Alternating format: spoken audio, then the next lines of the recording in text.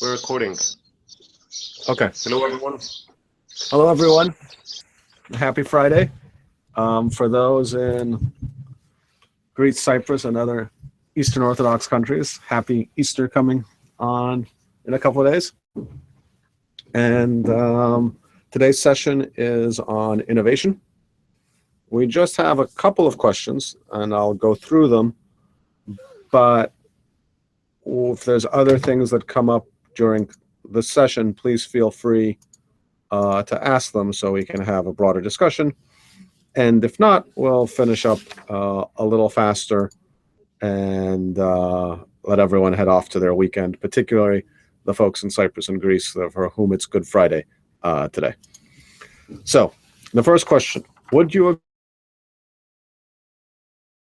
agree that innovation lies in the financial world from money, which I believe is in the early adopter stage, to smart contracts, which is in the early adopter stage, and that we'll see a second curve in society in the national community? Money is but one component, but we will need identification, voting, and record keeping. I am seeing the beginnings of it with e-Estonia and the NASDAQ Estonian share register that would allow any e-Estonian anywhere in the world to vote on shareholders. Conversely, in my humble opinion, and in the context of this week's course, I don't think too highly of another concept discussed earlier in this course, BitCongress, as that is just process innovation to streamline national democracy that already exists in some countries. I am vaguely grasping at some social innovation that lies beyond just transnational business shareholder voting, but I cannot put my finger on it, and I would love to hear your ideas on where the distributed ledger that is the basis of Bitcoin is leading us. P.S.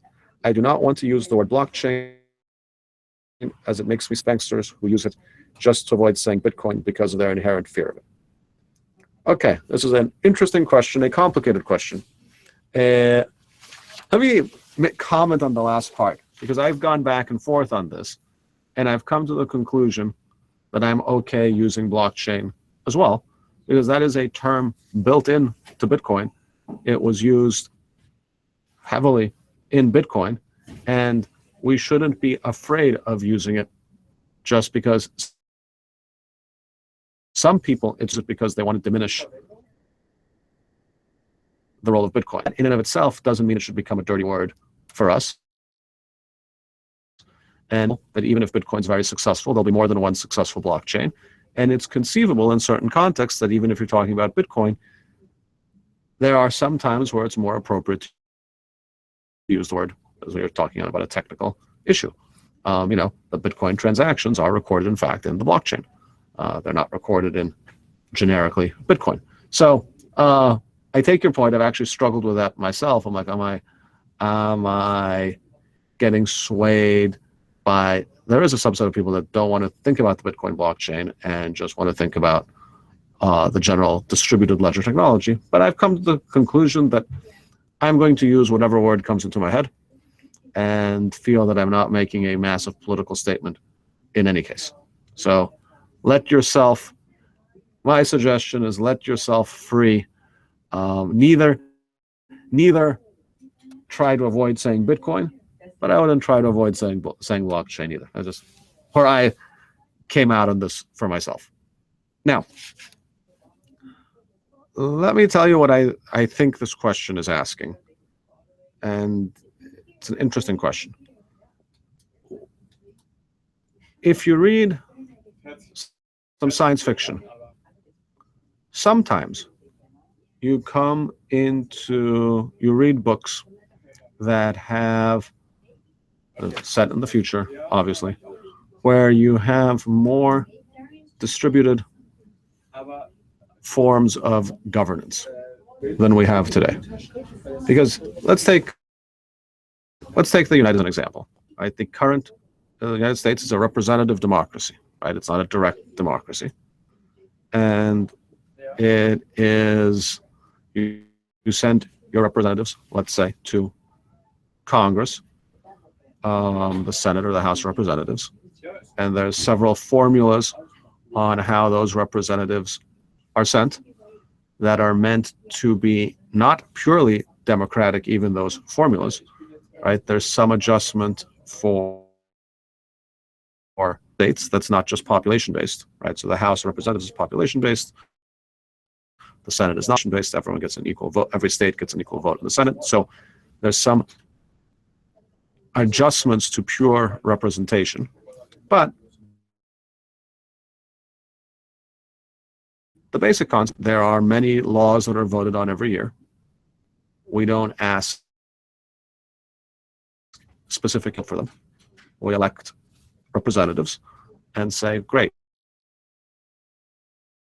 you will and vote on them on our behalf using your professional judgment, at least in theory. And if we don't like the results, well, we'll vote you out of office and put another person in place.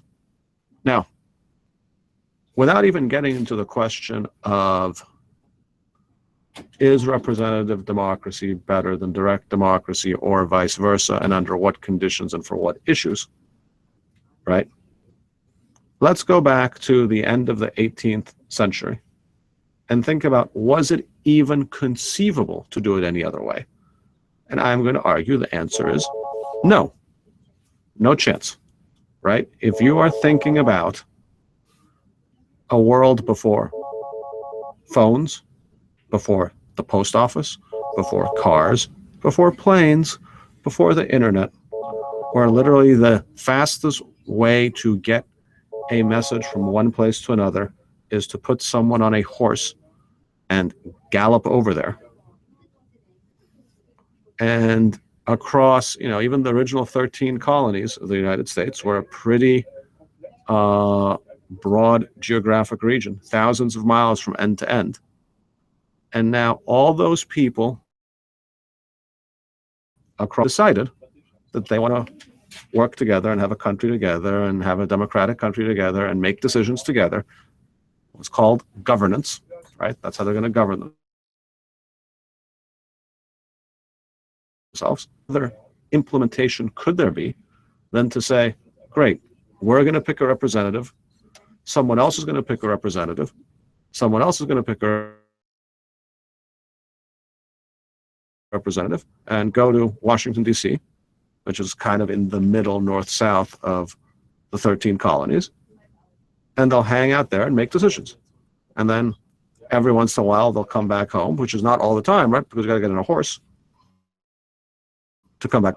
And we'll have another set of elections, and maybe we'll send the next guy to go represent. So whether or not it was the best way to do it, I'm going to argue back then it was the only way to do it. Okay? Truly the only way.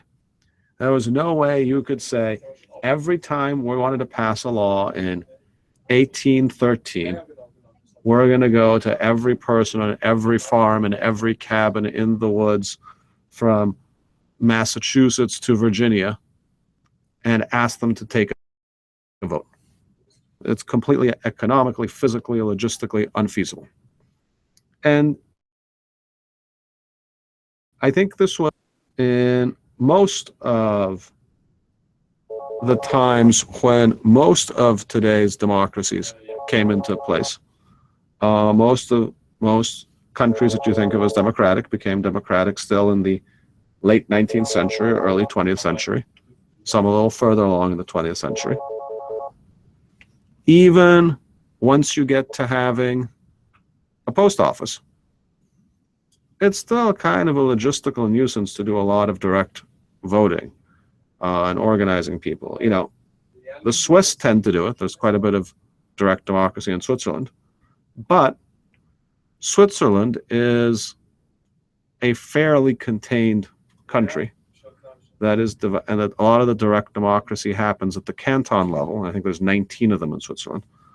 And so each canton is actually pretty small territory. So you could kind of make it work there even without technology. Today, things are a little different. The technology theoretically would allow you, and by that, let me just start with the internet, right? And let me leave aside any security issues. We'll come back to them because they're important. but leave aside any security issues and say, whether or not you think it's a good idea, whether or not you think people will have informed decisions about it, right? The people that vote would say direct democracy is a bad idea. It's like, well, the representative will put someone smart and qualified, and they'll go and study the legislation and make an informed decision. And you don't have to have every single person having to have an opinion on every single law, right? Because that's complicated. But leave that aside, whether it's a good idea or a bad idea. I believe today it would be technically feasible to have something like a direct democracy. Hey, citizens, good morning. Here are the things we're voting on this week. Blah, blah, blah, blah, blah, blah, blah, blah, blah. Log into your government portal, vote yay or nay for these 43 laws. And some of them are declaring next week to be National Cheese Week, the type of stuff that Congress does to keep various groups happy. And some of them might be single issue legislation that maybe you get your head around. And some of them are going to be unbelievably complicated issues of hundreds of pages that, the federal budget, thousands of pages, that no one really is going to get their head around. And then, realistically, your elected representatives aren't going to get their head around it either, to be honest, right? So what's likely to happen in that case is someone's not going to be trying every day to read every piece of legislation. You might say, great, what does my party think we should vote here? Or what does some technical organization focused on budgets think about this, right? You see this happen for shareholder decisions in companies, right? It's the same issue. And so what happens, a lot of institutional investors, instead of themselves trying to figure out on every shareholder resolution what they should vote, there's a handful of organizations that are meant to represent a broad set of shareholders that make recommendations. For GE, we suggest you approve the appointment of these directors. It's optional, but like a lot of institutional mutual funds say, okay, we'll just follow those recommendations because it's unlikely we're going to have a better opinion than that. But it's feasible, right? My guess is it's only been feasible in the last 10 years. For it to be feasible, you need the internet, right? You can't really run polls, run physical polling stations every day. I mean, you could, it'll just be extraordinarily expensive. Probably can't even do it by mail or by phone. Probably need to be able to log in somewhere and vote. Well, when did internet, even in the most advanced countries, become ubiquitous enough to say, oh, I can assume that most voters, almost every voter, blah, blah, blah, blah, has internet access with smartphones, realistically. And we're still probably not 100% there, even in developed countries. But in 5 years, we will be. Where pretty much every voter has a smartphone or something close to it. So, because it wasn't the case with desktop PCs. Even in the US, you still had, I think a few years ago, 20-30% of the population who didn't even have internet. Now, with smartphones, you're filling in the gaps because most people do have a cell phone. And bit by bit, they're all converting to smartphones. And so conceivably, once you could have an app, right? Once you could have an app, then conceivably you have the conditions where you could implement different forms of governance that look more like direct democracy. Now, they could not, maybe, I've been talking at the federal level, but you could imagine this at all types of other levels, right? A community group, a local group, an interest group, or what have you. Now, not shockingly, since we've been doing it the other way for decades or centuries, and the conditions aren't really fully in place even now, but getting close, we haven't really seen anyone take this too aggressively yet. But once those conditions are in place, I gotta imagine someone, some country is going to say, well, and it might start with like, how am I going to do absentee ballots? Right? I know for Cyprus, if you are studying in London during the elections, the parties fund plane flights from London back to Cyprus so that you can vote in the parliamentary elections. Because you have to physically vote at the polling booth. It seems crazy, to be honest. Right? It seems crazy in order to get one little tiny piece of data from someone, you have to spend a week and a lot of money to fly them to go to a certain location in Cyprus. But if you had, so let's imagine someone says, great, now there's a sufficient percentage of the population that has internet access. Let's do governance through a voting app, whether it's a good idea or not. I believe you'd immediately have a question of security. How do you trust the votes, right? Part of a lot of time, energy has gone in Western countries to make elections reasonably credible. And even then, you have goofiness like happened in the United States and Florida in 2000. And in countries that have less well-established elections, this happens all the time, like a lot of developing country elections, there's always accusations of fraud and ballot stuffing and what have you. But with sufficient oversight, with sufficient observers, with sufficient people watching the voting, you get respectable results in paper-based voting in a ballot booth. But again, it's an extraordinarily expensive way to get a vote. I suspect you don't get there. You don't get there with just saying, hey, I have an app and we outsourced it to IBM and they built the US voting app that you can install on your phone. And we just trust that all the way in that electronic chain, it's going to be safe. Because I think it's easier to steal an election that way than to do it with paper ballots across the whole country. Because to steal an election with paper ballots across the whole country, you've got to deploy a lot of manpower in a lot of places. And you only need a handful of people to blow the whistle. And all of a sudden,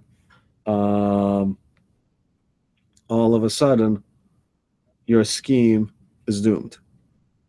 Whereas if you have an app, which presumably has a centralized database, all you need to do is change a value, right? Like, so then you need very strict auditing controls and da-da-da-da-da-da. Now, so the question is, well, how do you in fact get a bunch of distributed people to trust something? Well, it starts to feel like the type of question that Bitcoin is answering, right? It starts to feel like I suspect one is more comfortable with a voting system where the ledger is public and everyone has a copy of it and everyone can audit it and look for anomalies and notice if there's changes to it, right? You can see the results coming in. Everyone can watch them in real time. It's like watching the database in real time as people vote. Now, you then still need to think about who can write to this database. What type of credentials do they need? Do people steal their credentials? Do they care? I mean, it's not like it's a magic solution for security. But my guess is, done thoughtfully and with quite a few more innovations from where we have today, that something in that direction seems more likely to support distributed voting than just saying, hey, it's a centralized organization, I trust them, right? So let me recap and tell you where I am so far, right? Like, that for distributed governance, there's a precondition that it's relatively easy to vote. That precondition, broadly speaking, is the internet and high availability of the internet across a broad set of the population. Until you had that, the costs of running any distributed governance would overwhelm, I think, any benefits of it, regardless of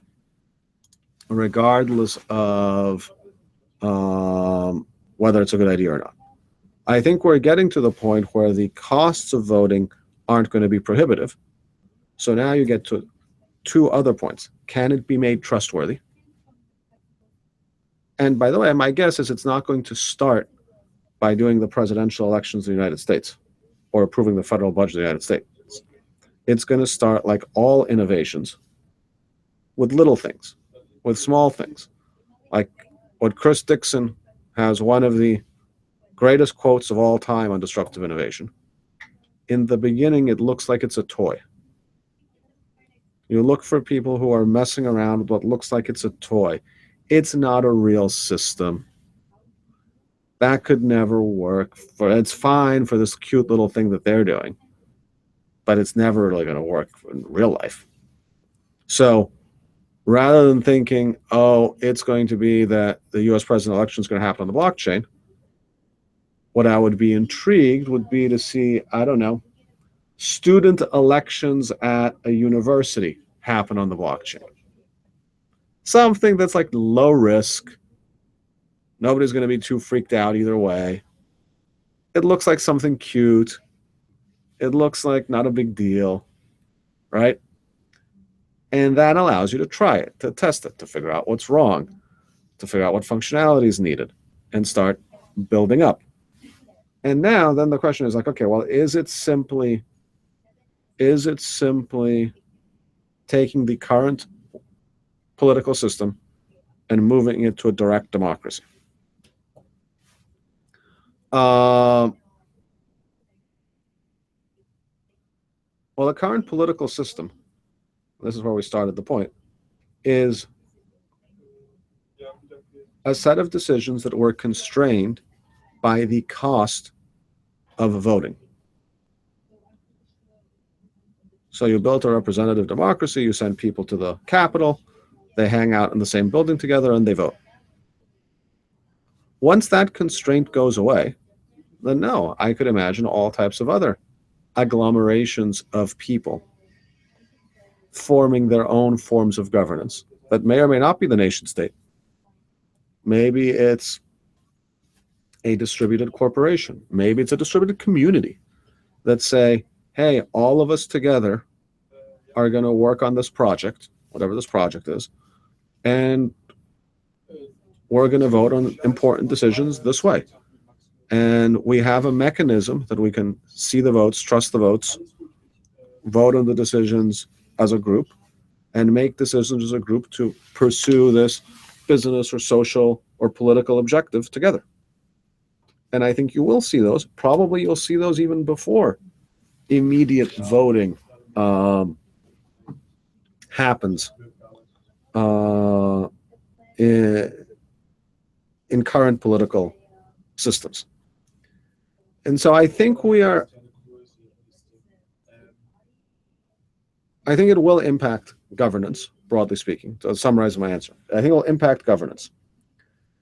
I think the necessary conditions for even considering governance-related items have only been in place very recently, which is why I haven't seen much of it. I think if you do have governance and voting online, I suspect people will feel better with a more open system than a closed database system, which suggests it's somewhere in the Bitcoin, blockchain, etc. arena. I haven't thought about it in detail how it would work, but something like everyone can keep a record of the ledger of the decisions sure sounds like a more transparent approach than how things are happening now. Now, what does that mean on privacy? You could definitely do it if you gave up privacy, right? So how do you, it's how do you do it? The question's more, how do you do it and maintain an anonymity? And how do you trust it while making the transactions anonymous, right? Because if you had a distributed ledger and gave up privacy, then it's a piece of cake. George can confirm that he voted yes. And if he has a copy of the ledger and everyone else has a copy of the ledger and no one can change the ledger without people noticing, it's very difficult to steal George's vote, turn it to a no, because then George can just confirm it. The question is, all right, well, if George is anonymous, well, sure, he can confirm it still with his credentials.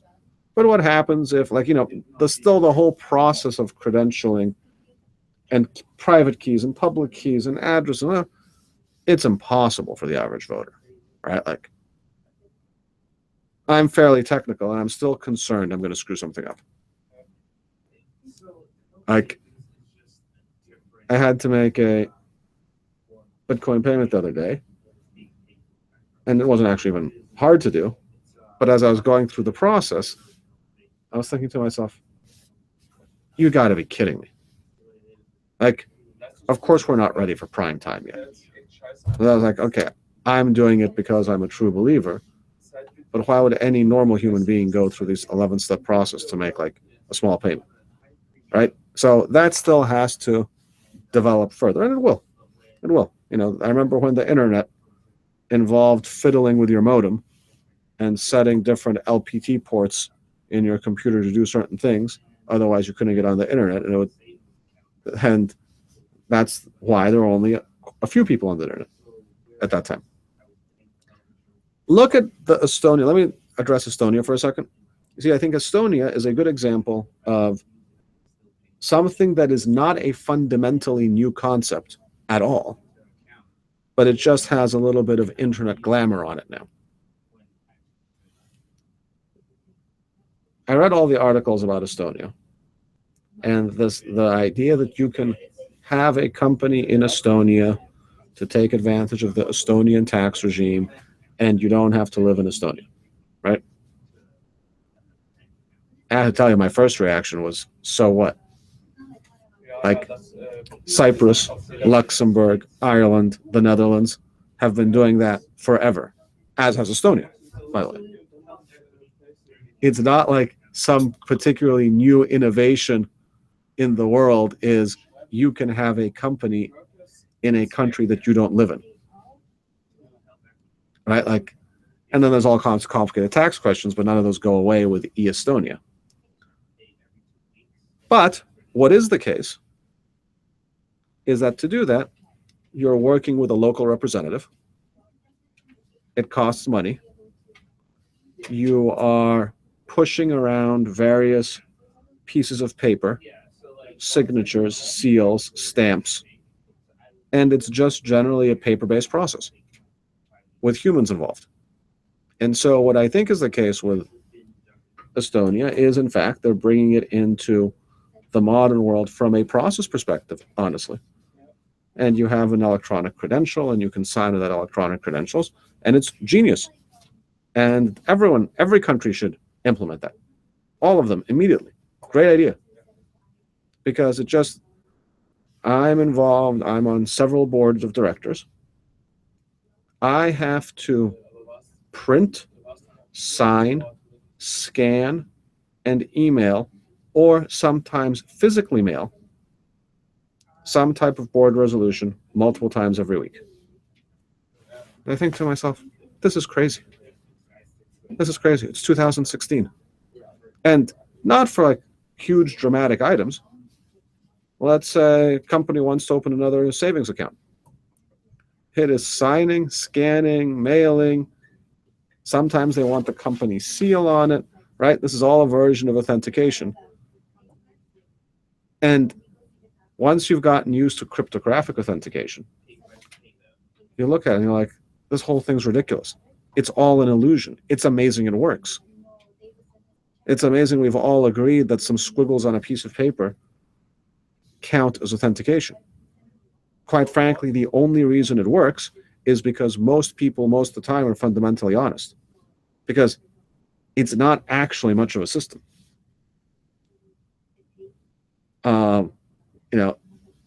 It's a lot easier to fake my signature than to fake a cryptographic key, right? I mean, vastly easier. And yet everyone today still wants my signature to open a bank account. I can't show up to Bank of Cyprus or Chase and be like, well, look, here's my cryptographic key. This definitely identifies me as me.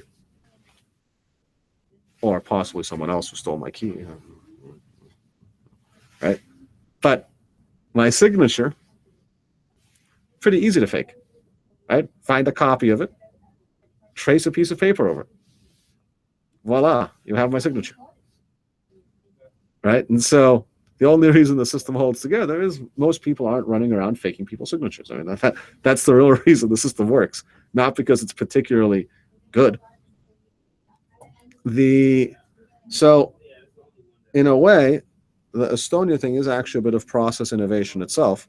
Like you could do all those things before, you just probably had to like FedEx some signed documents to your local lawyer in Estonia, right? And now they're moving to a electronic system. But sometimes it's interesting. Sometimes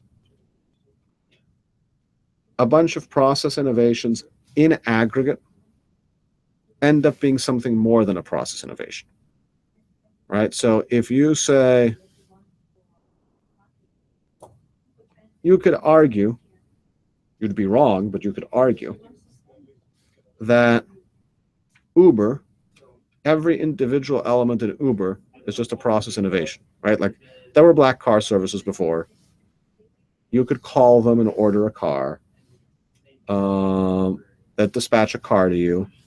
You could even have, like in New York, if you worked at a company, you had access to the corporate black car account. You didn't have to pull out cash if they had your corporate ID that just charged to the company.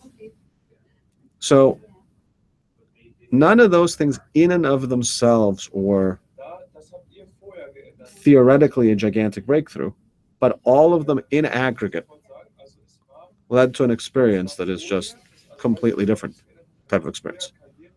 And they end up getting much more utilization, and then the economics change, and they can drop the price, and blah, blah, blah. And then 3 years later, the Uber experience is vastly different than the black car experience. And one of them was a niche product and service, and one of them is going to be the dominant like transportation model for transportation, right? Like it's crazy. So I am not being negative about the Estonia thing. I think they're doing the right thing, and they're doing particularly the right thing for a small country. That's kind of how you get attention. You do these things early. And you add it up across 50 different things where they're pushing for electronic identity. And all of a sudden you have a country that can operate much more effectively and efficiently than the other countries. And that probably triggers some virtuous cycles of that are very good for Estonia. So I applaud what they're doing, and I think it's a quite good idea. And I think we will see some non-governmental forms of governance as well. I'll suggest to you, there's an interesting series. It's not exactly this, but I thought touch upon this topic a little bit. There's a book called Daemon, Daemon, that is about a computer gaming engine gone wild, and then a subsequent book called Freedom. And it ends up being this sort of distributed social system that operates on a private basis. And people can like rate each other and pass around resources to each other and reputation to each other. And without worrying about any of the specifics, some of them I think are a little bit unrealistic, but it makes for a good story. That general concept sounds plausible, that you'd have distributed reputational systems, distributed transactional systems. Yeah, that seems plausible. And it seems plausible that those things, for them to be distributed, have to be built on a distributed platform, that it's not one company in charge. So I do think you'll see some forms of governance along those lines. So that was a very long answer to that question, but I think it's actually a very, very broad question. The next question, you asked us to think about what you would consider to be the elements that govern the network effect of Bitcoin and make it superior to other similar networks. I'm struggling to answer. The phrase, Bitcoin is like gold as ether is to petroleum, keeps coming to mind, so therefore not something one would not likely compare. Can you detail points that should be considered? Yeah, look, here's how I think about it. Network effects are hard to build. Sometimes they exist when you have two-sided markets, right? So eBay is hard to disrupt because if you're a seller, you know there's a lot of buyers on eBay. And if you're a buyer, you know there's a lot of sellers on eBay. And so getting both sides of that market to work are complicated. Bitcoin has multiple sides to it, right? So the fact that Bitcoin has market value means there's rewards to mining, means that there's a lot of miners, means that there's a high level of security to Bitcoin transactions. And those two things work in a way like a two-sided market, but there's even more to it than that. Because developers want to create applications for the platform that is the safest and most liquid and more secure. So then you get applications, you get more users. If you get more users, they buy more Bitcoins. It puts the prices up. It makes it more secure. Then more people want to use it. And so there's an argument to be made that it's a three-sided, four-sided, five-sided, even six-sided market. I did a post on this a while ago. It has some pretty powerful network effects, I think, to be totally honest. Doesn't mean it won't get disrupted, but it won't be disrupted. I had a hypothesis a couple years ago that has played out correctly. It wasn't going to get disrupted by a clone altcoin, like a Litecoin. And I think that hypothesis has played out. The Ethereum is interesting. I don't know. I don't have a strong opinion yet on it. And I think a national level Fed coin type thing could be an interesting competitor. But from something very similar to Bitcoin, I think it's very hard for those network effects to get pushed out. Now, I had seen a chat about the singularity is near come in, and then I lost it. I don't know. There's a question, but I can't seem to find it.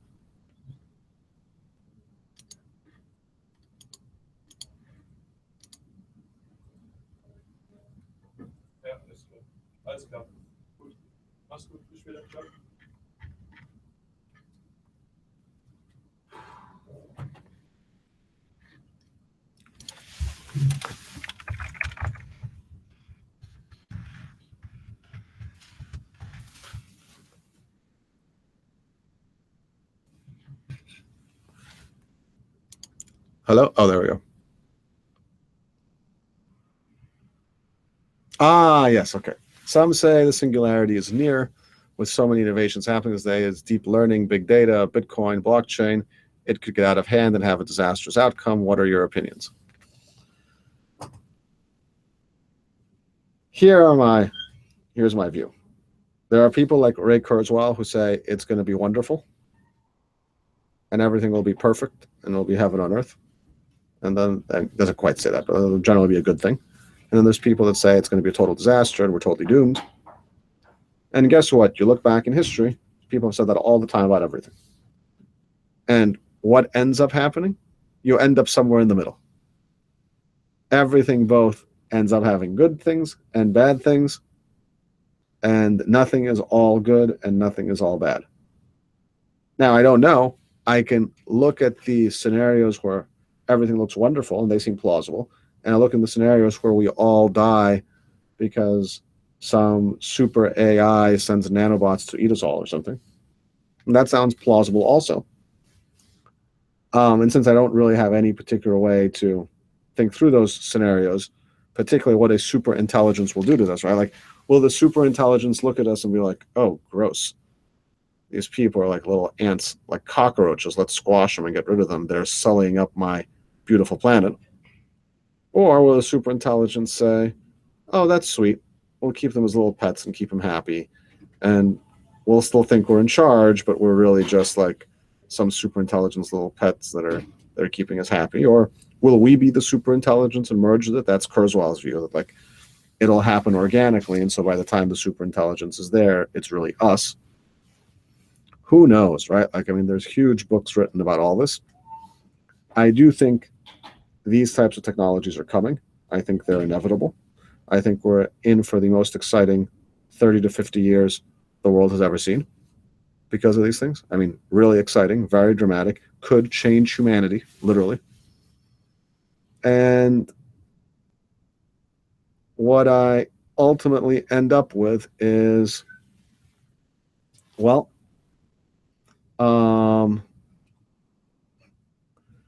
every other technology has had people saying it's going to be totally wonderful and totally disastrous, and it ends up being both good and bad and used for good and evil.